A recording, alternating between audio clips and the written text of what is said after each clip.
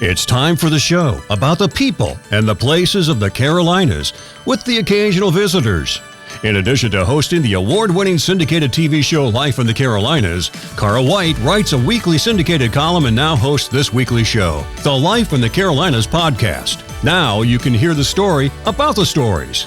And now, here's your host, Carl White. Well, this is a first. Hey, guys. Hey. We've got Chad. Everybody, this is Chad. Chad is part of our creative production crew on Life in the Carolinas, Life in the Carolinas podcast.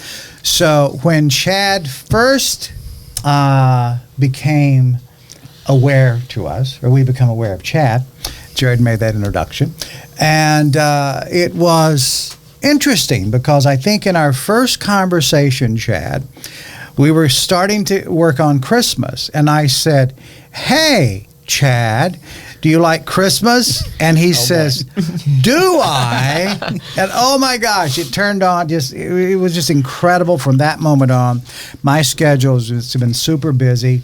And I said, "Chad, I need some help with the studio, setting up our trees, our themes. We've got the American tree, the Carolina tree, the podcast room, the big room. All this stuff has to be turned into Christmas." And you said, "On it." And then there it goes. And then, wait a minute. Then he started saying, I find out he's an actor. So he's played numerous roles on stage around the holiday season, Christmas. And then he started naming off all of his friends. And I says, "Well, great, pitch some ideas to me because we're going to do an enormous amount of content programs during the holiday season. Nice. We're going to release something every single day. A lot of them will be shorts, but we're going to, really starting today, which is Monday. What's today's date, Ken? The 20th. The 20th? The 20th? I think it's the 20th. The 20th of November. Thanksgiving's coming up soon, so when everybody sees this, it's likely after that. But that's cool. So Chad's making this list of all the people he knows. Yeah. And I said, "Check it twice, Chad. Make sure that they're good." Yeah, pick out which ones on are it. There's only one name on it. And there were 28 names that got narrowed down to the best elves. And introduce your friend, Chad. Oh. This is my good buddy Addison Birkmire. Met him a year and a half ago. Yeah, I was going to say about a year and a half ago. And I'm not going to lie, we auditioned for Elf the musical in North Wilkesboro. Right. I hadn't been on stage in 25 years, and I'd never done a musical. And when they announced, this is the audition dates, here's what you have to do before you audition, I was an overweight 40-something-year-old dancing in my kitchen, learning choreography to his sister's video because she was the choreography director. Yep, she was. China Birkmire, amazingly talented woman, by the way. Woohoo, But yeah, I watched that video over and over and over, and I learned all the lines that I had to sing. And I'm like, I got this. And then I get there, and I'm like, I don't see anybody else that could be Buddy the Elf. This guy shows up. He hadn't done any of the choreography. He started practicing that. But your sister's the choreography director, though, right? Yep. Well, he's out there. In 15 minutes, he's got the choreography, and I'm like, who the heck is this guy? Yeah. He's going to take my Buddy the Elf role. It was a villain origin story. Yep. And they send me, they said, "We want you to play the father," which is the second male lead. And I was like, I wonder who got Buddy the Elf. So we get to rehearsal, the first read through, and he comes in. We're wearing the same Casio calculator watch. Got one on right now. He's got it on right now. Wow. There you go. And I had my Ghostbuster bag. How much do those cost now? $7. Probably. Yeah. $7.62 I love is that. what I paid. I love that budget range. Yeah, we can afford that prop. I paid more than $13 for it at one point, but just once though. Great. There you go. And it's lasted. Yeah. It's a last lifetime. It's got paint on it though. I can't wear it. Yeah. Paint resistant. No, it adheres. Or adheres. Never mind. So I meet him. Yeah. We start talking about all the things that we have in common, and we're just like, we're best friends now, man. And there's one point in the show where I have to yell at him, like verbally yell at him, and it teared him up. It did. We had to hug. No. off stage after that scene every time because I was like, dude, I hate yelling at this guy. Yeah, because I was really worried about that scene because Right. I was like, oh gosh, because in the script it says, well, obviously the dad yells, but he cries, intermission. Happy holidays, Merry Christmas. But I'm just like, oh my gosh, in all my acting experience, I've never had to make myself cry before, and so I'm trying to, look up tips, how, thinking of sad memories, whatnot. Well, then I'm on stage and Chad just knocks yelling at me out of the water, and the waterworks just started. And I was like, well, that's one thing I don't have to worry about. Is that because you had become pals at that time? Yeah. Yeah, we were right. very good. But once I saw the Ghostbusters backpack and saw our matching watches, and I was like, Michael J. Fox? Michael J. Fox. And, he shows up dressed as Marty McFly from Back to the Future. And it's his normal attire. And I'm like, this guy's great. It's true. I actually got the Nikes on. Yeah, there you go. Nice, nice. So Screen that's accurate. it. So this is Addison. That's This me. is Addison. This is Addison. This is Addison. So, my gosh, I wanted to follow up on a thought that you had, Chad. Uh-oh. And I know, right? It's like, where in the world could this possibly go? So, first of all, sweaters were a great idea. And I said, Yours looks great, And by I the said to Tim, I've never worn a sweater on camera before. Isn't that true? That's right. I never have worn a sweater on camera. I don't know why. I have great sweaters, but I just hadn't. And I got to thinking about it, and even today, I tried on two different blazers, and I was like, I like this one, I like this one better. And then I'm like, I was doing makeup, and I was like, I think I need to wear that sweater because it'll help us in our storyline. You don't know what we're going to do, Addison. I don't. But don't know. Chad we were sitting in the big room up front, in the big chairs, where you sit and brainstorm and ideas flow. The thinking chairs. The thinking chairs, that's right, contemplative chairs. So Chad says, what if we were to take a look at our different experiences in blocks of 20 years, right? Yeah. So Addison, you're in your 20s. It's true. You're in your 40s. I'm 40. 40, and I'm not. So we have really blocks of 20 years, 20 years, 20 years. I say, and if we throw Tim in, oh my gosh, we're going all the way back to the beginning of civilization Careful now. New York. I've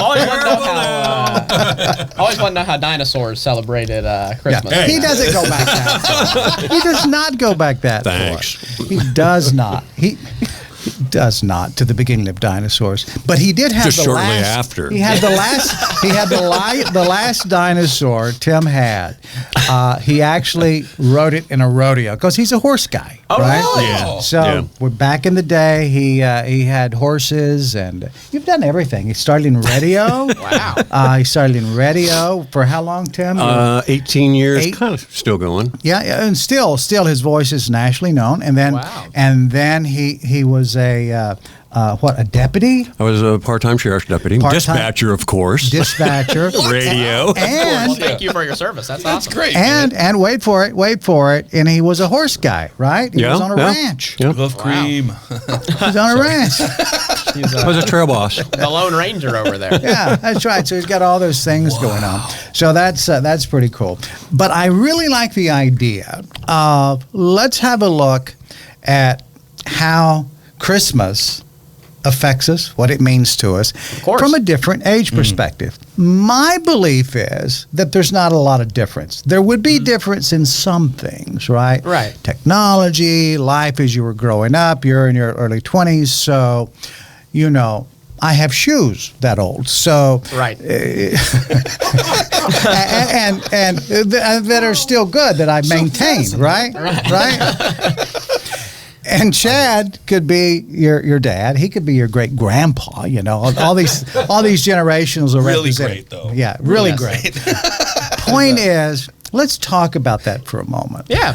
For me, and our show, Life in the Carolinas, the TV show, we've been doing Christmas shows since the very beginning. I only missed one season of doing nice. it, which was last year. So we're back at it this year, and it's become such an integral part of my life. I get calls, and people want me to come right, pray, do these different things because we do so much about Christmas. And sometimes I'll get in a little, I don't know, a rut is not the right expression, but I'll just get stuck and say, we've done it every which way. How else can we present a Christmas special? What else can we do? And then it always works out. And we always find the magic. We always find what makes us happy during this time of the year. And that's the thing that I think is a little bit universal. But let's break it down. I'll start, from the beginning of how I became a Christmas fan. And it was my mom and dad. My mother really drove home the message of Christmas, and her parents and my dad's parents. We all kind of lived real close to each other. And every year at Christmas would have this massive gathering. I mean, I remember maybe it started out 50, then it'd be well over 100, as the years would go by. And my mother wanted to make sure that everyone had a gift. And one year, I remember that there were more kids came than were on the list, because my mom had a list. She checked it twice, you know. So if there was a Mrs. Claus, she could have certainly fit the bill. She's the one. Because she did that. But all these extra kids showed up, and there were kids that probably needed presents, right? Right. But there weren't enough to go around, because she always had a few extra, but not that many extra.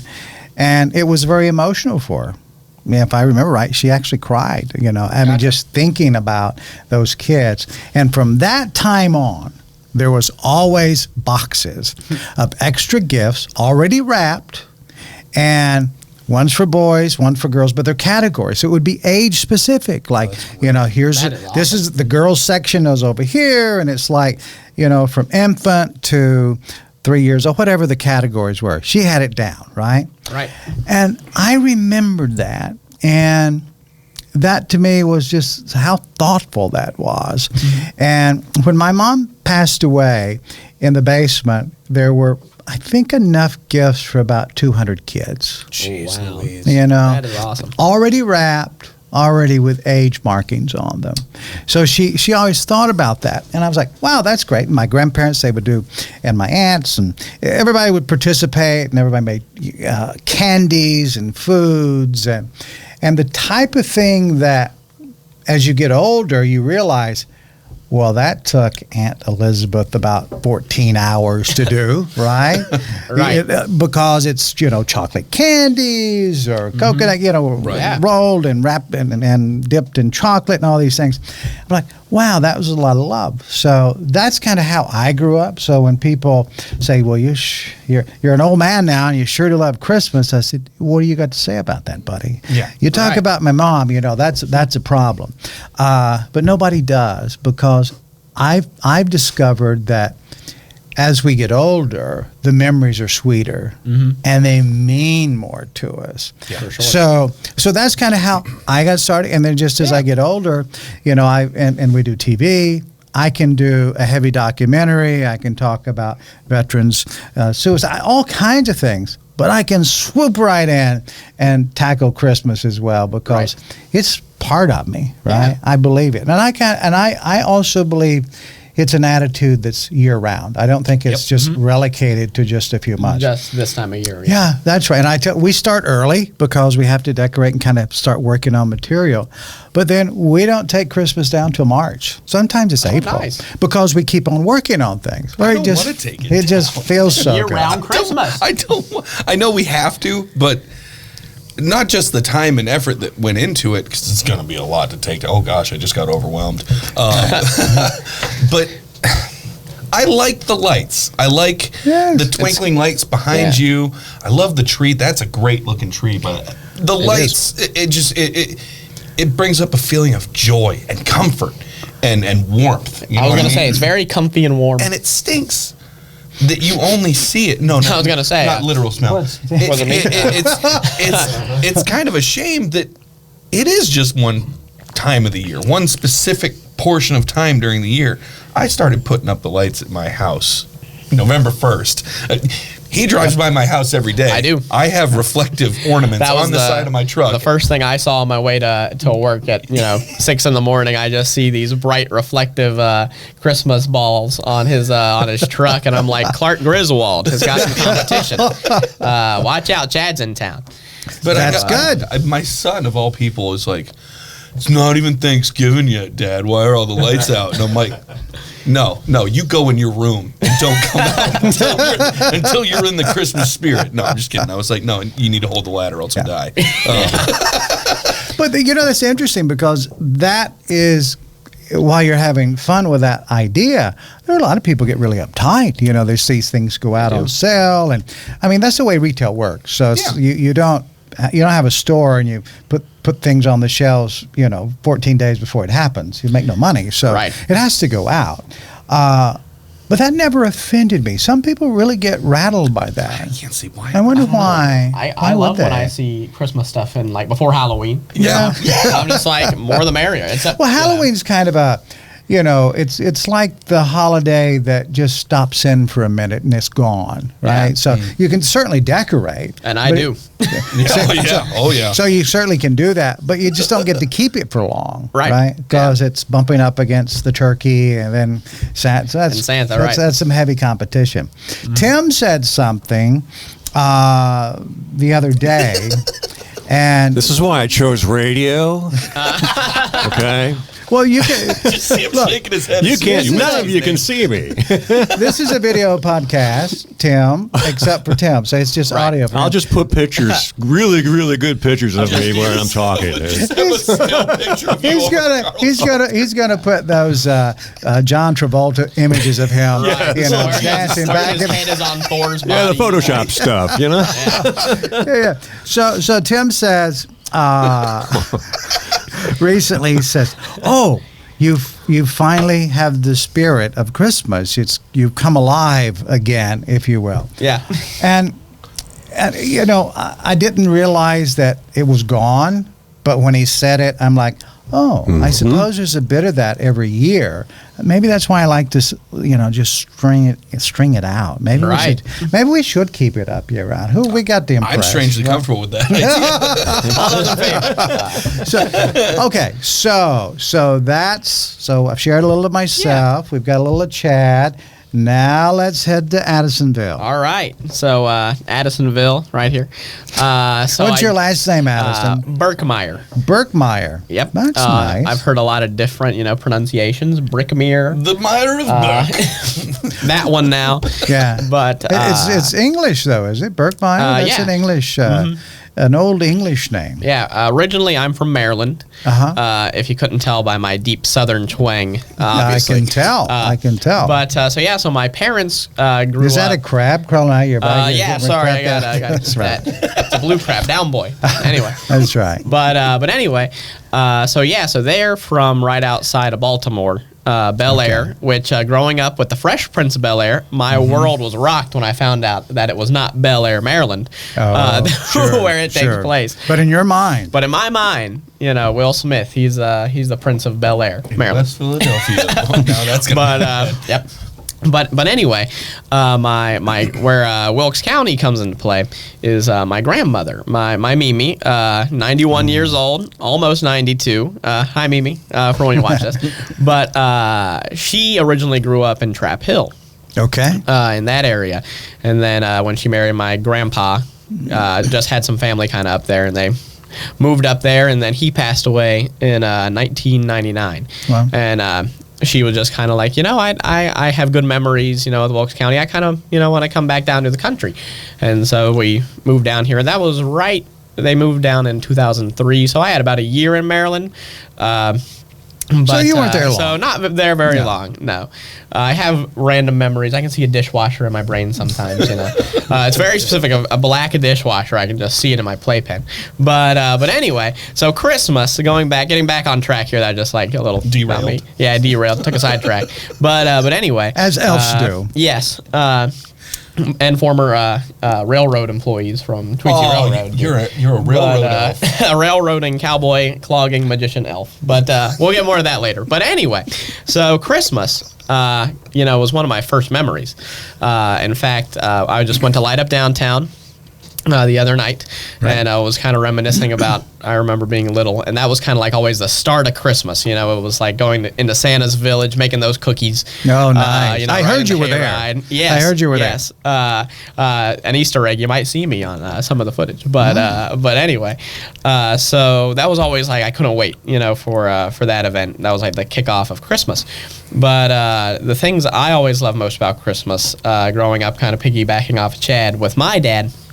I was always his helper to put up lights. And that was always kind of like the day-ish before Thanksgiving. And Thanksgiving, when he had off work, we put on the big coats and we'd go out. And I always held the ladder, and, he would go up, and I'd be like, man, that's crazy. I don't know how he gets up there. And fast forward, now he holds the ladder for me. And I'll get up there, and, he's like, good grief, I don't know how I did that. So that's a nice little parallel. That's an evolution of time. Yes. As we get older, we're like, oh, it's dizzier than it used to be. Yeah. Yeah. This is strange. So, decorating has always been, I guess, in my DNA, because my dad has always done it, and his dad before him always did it. So did you have actors in your family as well? No. That I know of, anyway. Just me and my sister. My dad played sports, and my mom wanted to be a cop. So not really acting. She did do band. She plays the flute. Right. But a lot of people always joke that whenever they see me and my sister China, they're just like, which one did you get it from? And they're like, not either of us.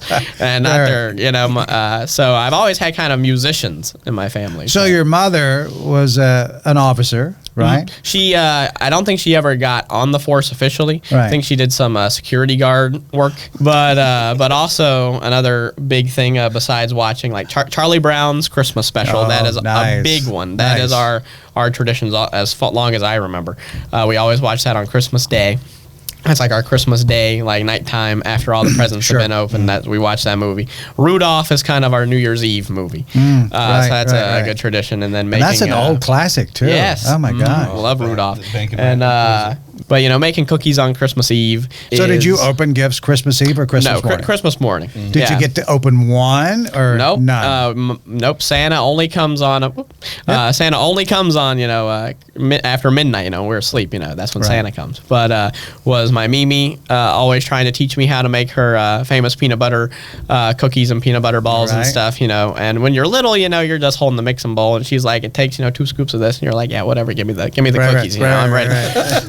But as I've gotten older, I've really appreciated those yellow crinkled pieces of paper, and she's just kind of now watches me do it, and I'll be like, is this right? She's like, yeah, add a little more, a little more, pinch of that, right. And I'm like, you have an exact measurement? She's like, nah, just eyeball it, and I'm like, okay, something I'll learn, I guess. But is that how you cook now?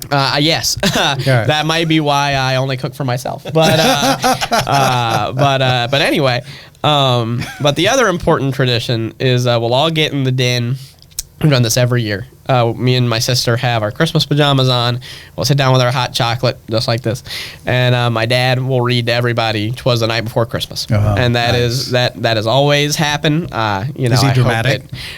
Sometimes. I think it depends on his, I remember when I was little, he'd get really into, he sprang from the bed to see what was the matter. Right. And now he's kind of gotten into this Bill Murray kind of like, he sprang from the bed to see what's the matter. And I'll be like, look, could I get a little more emphasis on that word? And he'll look over his glasses, and he's like, I sprang from the and that has always been one of my favorite Christmas Eve traditions. And then Christmas morning, and every tape going back from our camcorder, Mom always films us opening presents, and Christmas Story is always on 24/7 on the TBS loop. And so for years it's just kind of like I've gotten used to opening my stocking and hearing you'll shoot your eye out while they're like, oh, hold it up, and I'm like, there you go. But so yeah. And then, so Christmas has always, to us anyway, been a very family, oriented thing. And you were talking about as you go older, you appreciate things more. And wanted to touch base on last Christmas. And Chad, this is where Chad also comes into the picture. So last Christmas was both like the best Christmas of my life, and yet also one of the hardest Christmases I've ever had. So there I am. As busy as a bee, I'm Buddy the Elf, starring in this, hit musical off Broadway. And, but, we're getting it, it's like, oh my gosh, got all these lines, we had just opened it up. It's a hit, standing ovation, sold out every night. Everyone's like, and everywhere I would go in town and be like, hey, you're Buddy the Elf. Hey, you're Buddy the Elf, which I'll get to later. I had got home from work and my Mimi was kind of sniffly and was like, I'm just going to lay down. And it was like the rest of the day, it was like a tumble. And so we had tested her and she had COVID. And it was like, at this point in time, she was 90. So it's like, gotta watch out. And this was, kind of in between the first and second weekend, so it was the middle of the opening of the December, Christmas everywhere, and she just kept really going downhill, and I got to the point where she just couldn't talk. Her oxygen levels got really down. She was just in pain, and it just got really hard, and being Buddy the Elf, I just found myself, I was like, gosh, I'm supposed to be the like, oh my gosh, it's Christmas. Right. And here I am with, my tank is like empty on Christmas spirit, because I'm like, oh my gosh, if my grandma passes, I can't do the show. I'm like, they had I had told the director and they had started training other people in order to be Buddy. And it was just not a holly jolly time despite all the, Christmas lights. That was kind of a thing. I went out on the front porch. We had to call 911 because her oxygen had just dropped too low. And they had came out, I was like, I can't be in there. So I was just sitting in, the Christmas lights. And I was like, it's so weird and poetic how, something that can bring such joy. I'm sitting here sad and it's almost like you were saying, it's cozy and warm. It's like comforting in like a sad-ish way. I don't know how to explain it, but but they came out and I was surprised because Mimi wasn't like on a roller and towards the ambulance, and they're like, well, she has an oxygen machine here. That's really all they'll do at the hospital. So, she's old. Just get her some water, but we don't really think she'll make it, So that was some tough news. To take. And I had sent in our little group chat, if anyone could, send some good vibes and some prayers and stuff. And this guy, man, did he answer the call as ever. He would always call me, check on me, make sure, if I needed anything. And I went back to work the next day, or it had been like 3 days since she had got sick. Hadn't heard her talk. And I get a phone call. And I'm working, and I'm like, that's weird. Well, then I get a second phone call from her iPad, and I'm like, okay. And so I answer it, and it's her, and she's trying to FaceTime me. And I'm like, Mimi, you're talking. And she's like, well, yeah, I'm talking. And so I call. I'm like, I gotta go. I gotta get out of here. And so I rush home, and I get home, and Mimi's sitting up, she's breathing, she's away, and I'm like, it's a Christmas miracle. Right. And she just was like, I don't remember anything. I'm like, you don't remember anything? And she's just like, no. And there was kind of this interesting thing where that day she would go from calling me Addie to Dr. Hubbard, which interestingly, talking to her was her doctor when she was a little girl. He has an exhibit over in the Heritage Museum. Right. Yep. And she, after she got better, she was like, because I was like, I'm curious. You called me Dr. Hubbard a lot. And do you know that? And she's like, well, yeah, that was my doctor. I had a real bad case of pneumonia when I was a little kid, and I lost hearing in my ear. And I had read that sometimes like really traumatic experiences can call like early memories back. And I was like, whoa. You must have looked a bit like him then. I guess so, maybe. Probably. Or you were the primary caretaker, always at her side. But we made sure to stay right there with her, and as she got back, and Chad later had brought Christmas presents for everybody, and he wrote a really, really nice letter and popcorn tin for Mimi. And still to this day, she'll be like, that nice man, I wanna go give him a hug and make him some cookies. But the other day you sent me a picture, and it was you and her in your car, and she's doing doing the peace sign. we went to. She loves getting pies at McDonald's, and you know, it's one of those things where it's like even before she got sick, but especially after. What I was getting to was just that Christmas was so special because I sat, you know, around the tree, and I found myself not really wanting to open any presents, and not that any of us were, because we were just sitting with Mimi, just giving her presents, and, you know, watching her, you know, face light up because we were alive like, again, right? Because we were like, I didn't think you'd get to open that, you know, and so that was just really special. What a wonderful story! Because as we're all listening, this is the first time I heard the story. Yeah. It could have gone either way. It could have, but you had your Christmas miracle, right? Mm-hmm. But let's think about what we're talking. I never will forget years ago. We were in I can't remember, maybe it's Mount Airy, I think the theme that year was a small town Christmas. Yeah. And we visited several small towns. And there was a story about a family scenario very similar to this. But it really drew us in to let us know that it truly is about the people. Mm-hmm. You know, the gifts are cool. And there was a father told this story about this really big gift that he got his kid, and pretty expensive. Yeah. And they took it out of the box. It was in this massive box. He played with it a little, and then the kid went to proceed to build a fort out of the box. He Right. played in the fort for over a month. Mm-hmm. And he hardly even touched, you know, the Right. other thing. It was the fort. His imagination, you know, had got captivated by something that his dad could have picked up probably for free, a few Right. bucks if he bought it, Yeah. brand new one. But how interesting it is that we find our pleasure, our happiness, our delight in things that aren't very complicated. Yeah. Right? Mm-hmm. Because the stuff, if we're lucky, it lasts, right, for Right. a while. But the people, that's what the people Yes. in those creative experiences, those are the best. What Yes. a wonderful thing! I want to meet your grandmother now. Yes, she's actually right around there. And here she is. Yeah. Oh, she's full of stories. Yeah, that's wonderful. I love that. That's one of the things. My grandmother was an integral part of my Christmas. I have 3 older sisters, so and we had numerous cousins. I was the only male grandchild, so Yeah. I was spoiled. It was great. But my grandmother, she was big on tradition as well, and big on stories. And every year we had to listen to Bing Crosby, "Merry Christmas" yes. album. Of course, You know the one. Yes. You know the one I'm talking about. The Sure. white album with his face. And, Yeah. And in the background we'd have a Christmas story playing on Yes. silent. As we have in the studio, Yes. Bing Crosby. Yes. And here he is. No, I'm Yeah. just kidding. Yeah. White Christmas. But the one thing that my grandmother did, she started Christmas September. Because she was a crafter. She was a crafting lady.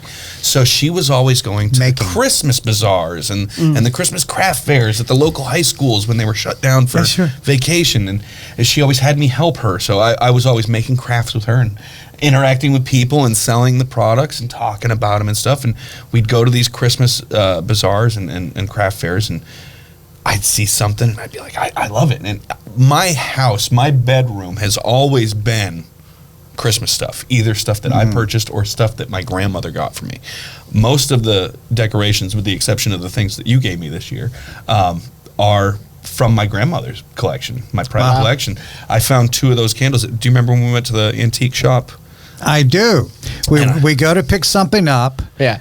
So I bought these really neat things, and we walk in the back door because that's where you load things up, right? Chad looks to the left, and immediately he says, "Oh, records." Yep. "Oh, games." So he proceeds to. I said, "Chad, let's load." He said, "I won't be long." So he not only goes through that, and he grabs stuff and scurries off, and then he stops somewhere else, and he comes back. Then he had made his way all the way to the register, checked out, and he comes back with 2 bags, and each thing in the bag had a story. I'm getting this one for this one. Then I'm getting this person. Oh my gosh, I couldn't believe I saw this. We were just talking about this, and here it is, and I'm getting it for her. So I was like, okay. Then I knew it was further validation that Chad is truly, truly embodied with the spirit of Christmas. Yes. Because right there it was. Still got everything loaded. Still got it back to the studio. It all worked out great. But yeah, that was great. So then he says, he was in a play. He says, I'm not going to do another play. Immediately I know he's not forthright Right. because he had no capacity to say no to another role in Elf. Right. And this time not as Elf, but as the father. The Father in A Right. Christmas Story, the musical. So there we go. Awesome. A week before I found out about the show, I said to my fiance Shay, I said, "Hon, I'm not doing another show unless it's a Christmas musical." And I said that knowing that Playmakers was not doing a Christmas musical this year. I don't know when they're going to do another musical. But counties away, not too far. Counties Yep. away. Somebody sends me one of my other friends, Jerry Ann. Oh, yeah. She sends me a message and says, "Hey, they're looking for this person. You ready for the description? 35 to 45-year-old male, check. Baritone, check.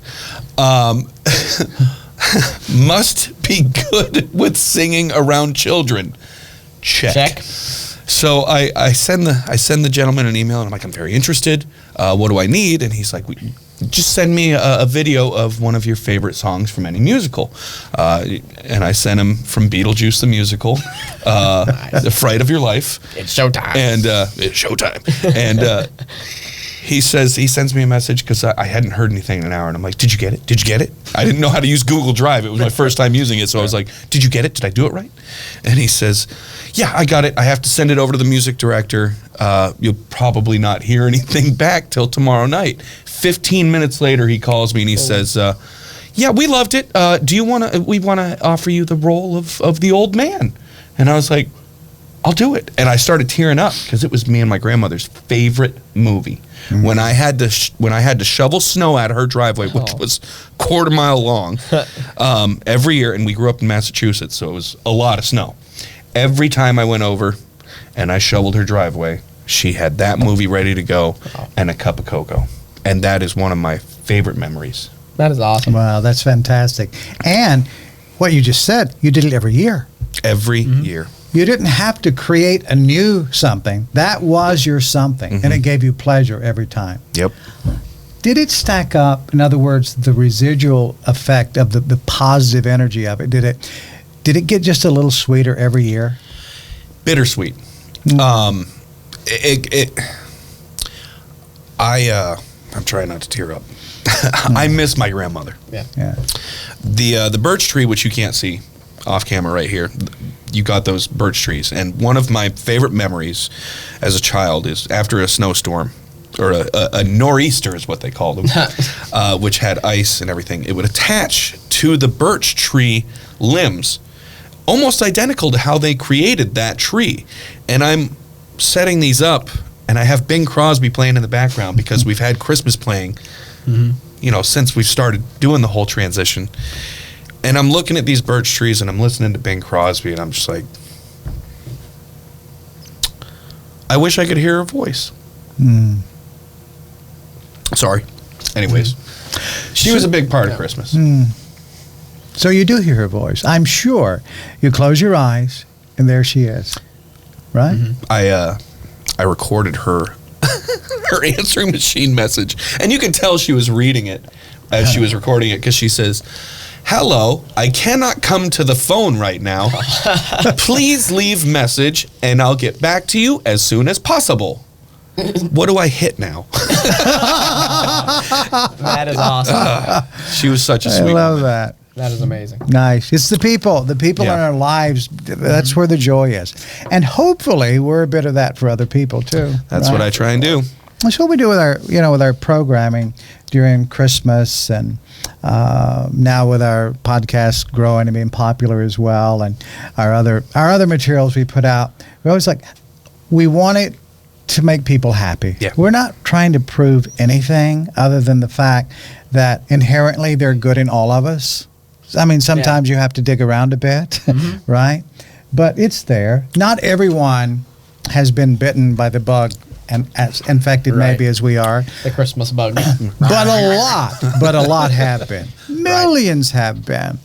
I think if we think about society now and we think about all the negative we hear, and I hear people say, well, you shouldn't let the media control you, or we get a choice on that. None of that controls me. I mean, it's just something I see, and then I flip the channel or I turn it off, and then I go on my merry way. It's not that we live on the perfect side of the street. Bad things happen, but we keep moving forward in a good way, right? Yep. Yeah, you can do. be consumed by negativity, or you can put out positivity into the world. Why would the spirit of Christmas, the idea, when we call it the spirit of Christmas, what does that mean to you? The spirit of Christmas. The spirit of Christmas. Yeah. Because that's something, bandied around a bit. Yeah. So what does that mean? So the spirit of Christmas to me is probably every time that I walk out into like downtown Main Street or something. Let's just say that. And I'm walking down the street and I'll see someone go out of their way to help like a little old man cross the road. Or I'll see, just someone doing this really special surprise, not necessarily like buying a big gift or maybe, it can be as simple as just my family member that lives in Maryland or something, where they go over, they bend over backwards to surprise me down here or something. It's little things like that. Just those special little memories and people going out of their way for one another. That is a spirit of Christmas that I see. Or that's what it means to and me. that could be any time. Yeah, exactly. Do you think of it that way? Do you actually think of it in July or April and you see this kind thing being done in front of you and it's not being done for fame or attention? It's just unfolding. Do you still think, oh, that's Christmas at work? I can't say I've ever been like, man, that's Christmas at work, but you're absolutely right. But that's the thought, Chad. Yeah.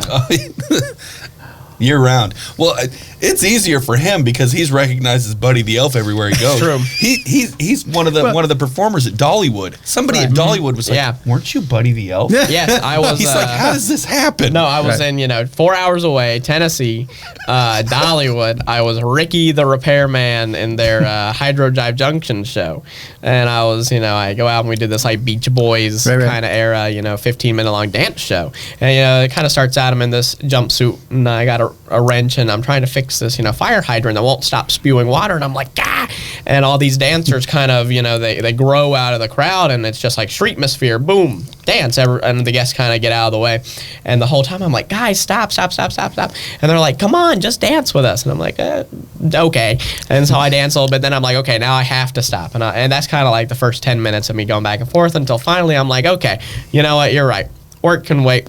I'm here to have some fun. The jumpsuit rips off. I'm in like the surf wear, and we do the finale. It's a cute little show. But so after the show, we're like picking up all the props and stuff, and this guy comes over to me, and he's got and it's really kind of scary because he's tall and has a beard, and I'm just like, am I gonna get like beaten up, like I do something wrong? And he just goes, hey, I have a question, and I'm like, yeah, can I help you around the park? And he just goes, no.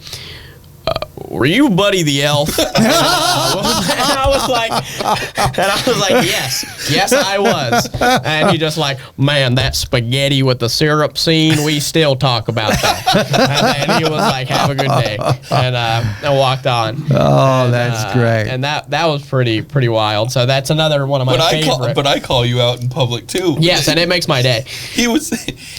We were at Comic-Con and there was a costume competition. He's dressed up as Doctor Who. Or no, Doctor Strange. Sorry. Whoa, sorry, David Tennant, rest. Yeah. He's still among the living now. Yeah. He was dressed up as Doctor Strange, and then our buddy Fletcher was dressed as Weird Al, and then our other friend Nathan was dressed as Beetlejuice, of course. So Addison won second place for the costume contest, and everybody's cheering, and he's on stage with the other two, and as soon as there was an opportunity, I just yell out, weren't you Buddy the Elf? And the crowd goes wild. And they were like, he is Buddy the Elf. It was great. Yeah, that was fun. But the spirit of we got so sidetracked just there. The spirit of Christmas to me, thank you for asking 20 minutes ago, Carl. Delayed reaction. I've become accustomed to that with you, Chad. I'm going to... The spirit of Christmas to me is, like you said, but not... I think thinking of it in terms of going out of your way is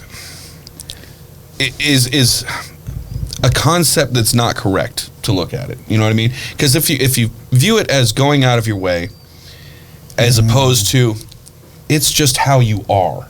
You know what I mean? And that's you. You don't go out of the way. You're just that awesome. You know what I mean? Like, Thanks, Jack. and I try and emulate that. I've been trying to emulate that for my whole life, and I didn't realize it until, meeting the people that I know now, that people are inherently positive and embody the spirit of Christmas if they choose to be, if they choose to exhibit that behavior. So to me, the spirit of Christmas is either you are a good person or the transformation. Yeah. Like Scrooge. Christmas story. Scrooge was Christmas such Carol. an angry, bitter person his entire life. But he got it right later. And then he did. got it right because he saw how much he could do as a person. And it doesn't have to be a lot. You could do something small, like you said, walking somebody across the street, or donating to a charity, or baking goods for They all somebody. stack up. Yeah. They all stack It up. stacks up. Stacks of little things are fantastic because that affects a lot of people. Hey, Tim, what about you? What is it about the Christmas spirit or that feeling of Christmas that means something to you throughout the year? It makes me happy. We practiced that for a week. I'm glad.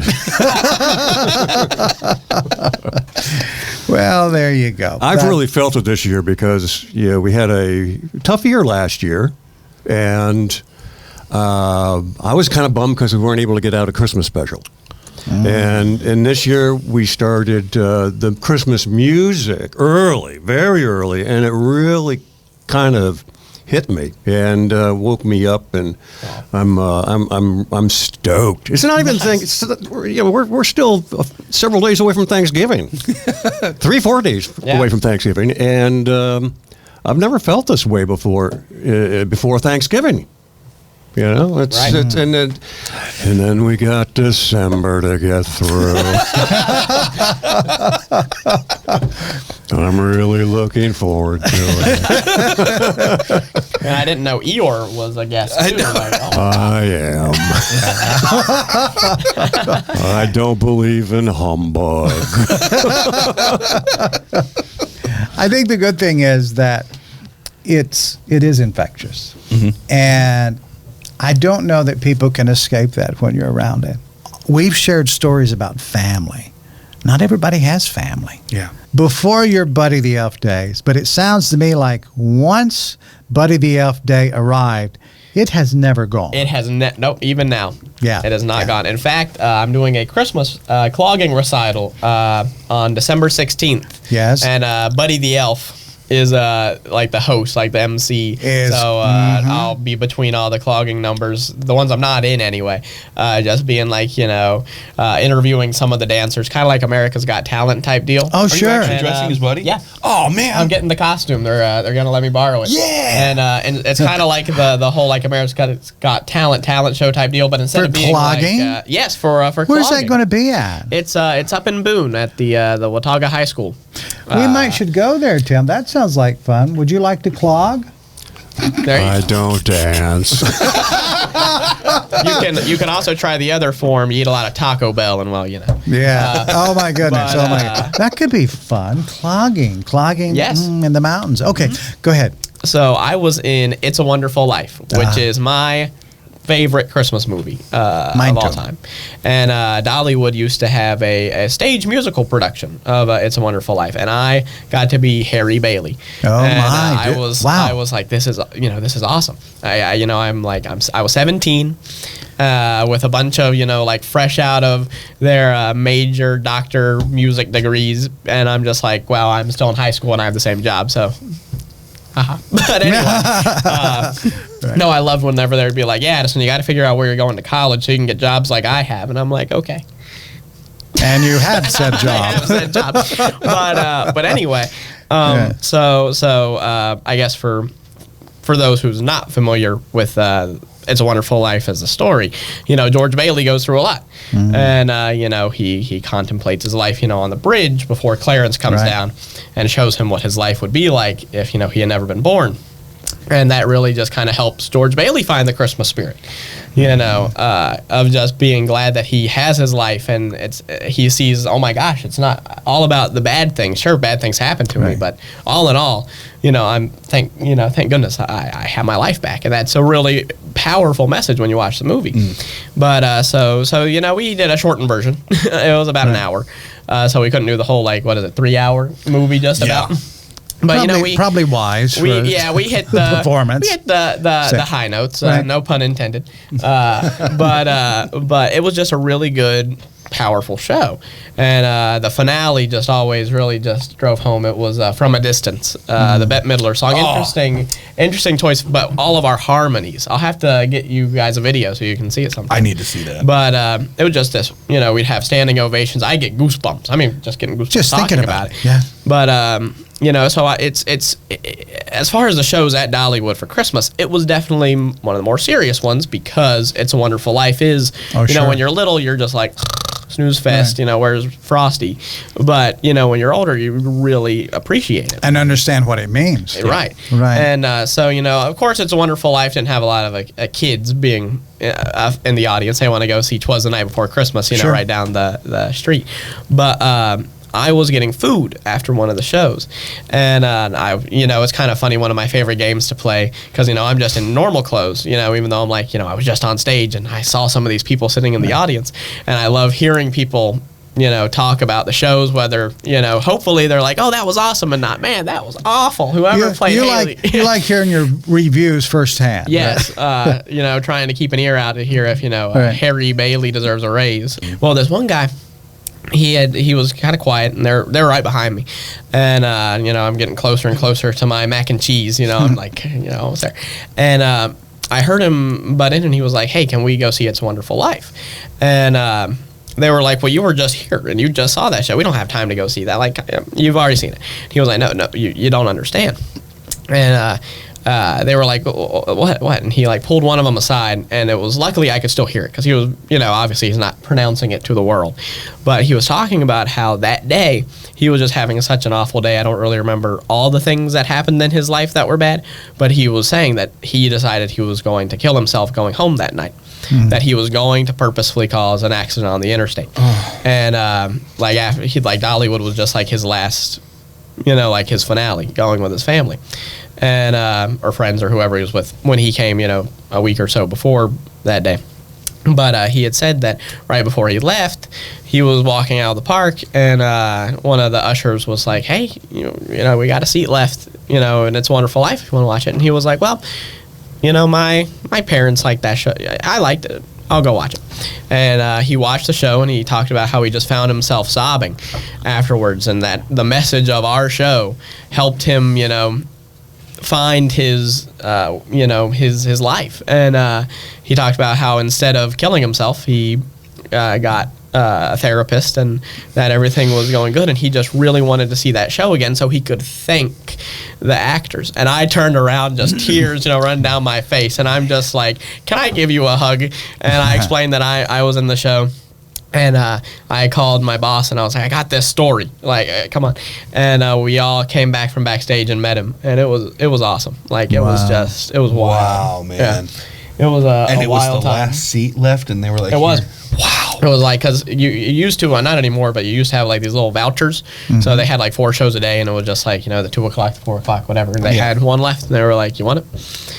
So that was. And that's how he came in. Yeah. Isn't it amazing awesome. how we get positioned in life? I think the more we do in life, the more likely that we run into these opportunities. But we get, I think, sometimes our life is used, in whatever we're doing. Sometimes it can be very benign. A lot of times we don't know. You didn't know. Right. And you happen to be in line for macaroni. Yeah. And you heard this thing that clearly, I hear from you sharing this story now, meant something to you. It did. Okay, guys, so what a wonderful time we've had together. Yes. One of the things that we're going to be doing moving forward, we're going to be looking at some of the Christmas programs, movies, dramas, things that were made or influenced by the Carolinas, so North and South Carolina. So the theatrical performances, books written. So this is a project that I think will probably take us for years. But we'll be working on, Chad's doing a great job of doing some of that research now, and we'll start working on telling those stories. One of the things we will be doing, Mr. Elf, is we will be up into Christmas, we'll be doing some of those, but we will continue our production for those through January, February, March, so we can have those to lead into our 2024 holiday season. Oh, that is awesome. Isn't that great? That is great. So I would imagine we'll probably see your elfing self around. Yes. Elfing self. Yes, can we redo that, please? What the elf? Family show. So all this talk of elf, I gotta just add a little syrup to my hot wait a cocoa minute. real quick. Oh my God. You getting that, Tim? So just really quick, what everyone's favorite part of elf was. So is that syrup going into your hot chocolate? Look. Oh, it sure is. Oh, it's the real deal. Oh my God. What are the main food groups? Cookies, candy, candy canes, candy corns, and syrup. I love that. A lot of people's favorite scene in Elf was the spaghetti scene where I would dump the spaghetti and I'd have syrup and I'd pour it on there, and every night without fail I'd put my fork down and I'd scoop it all up and I'd be holding it. And I just break. I just start laughing, and the whole audience just lost it. And I really have to do this, and I just go in and take a big bite, and the audience would be like, he did it, man. I think Did you develop a taste for it? No. I feel bad now. I got oysters not chocolate, but I gotta take it. The second night when he's doing that scene, I just remember it was the best character break I've ever seen, and I watched it every night off stage. And he's just like, "Oh boy, here we go, going for it right now," and he just takes a big bite, and he's like, so good. Yeah. And the audience just when he says sold out show, every seat was full. People had to stand. Like, it was People crazy. paid to stand in the audience. Awesome. It was Yeah, awesome. that's great. Well, guys, this has been fantastic. Yes, it Thank has. you for being in with us. Thank you. for sharing. Chad, we'll see you regular. I got a feeling that you, my friend, will be around Here you occasionally go, as syrup, well. A little syrup. That just for goes you. great. Make sure Tim gets some. The Maple Grove Farms. Tim, that's for you, buddy. All the way back there. All the way back there. I'm on it. He's on that. All right, guys. Thanks a whole lot. Merry Christmas. Thank you. Merry Christmas. Here. Merry Christmas, everyone. We'll see Merry you soon. Christmas. We've got another show coming. Thanks for listening to the Life in the Carolinas podcast. If you enjoyed your time with us, please visit the show's website at lifeinthecarolinas.com. Join our mailing list, and we'll keep you updated every week on what we have coming up and other interesting things around the Carolinas. We value you as a podcast subscriber. We'll see you next week. And remember what Carl says, it's never a bad time for a good story.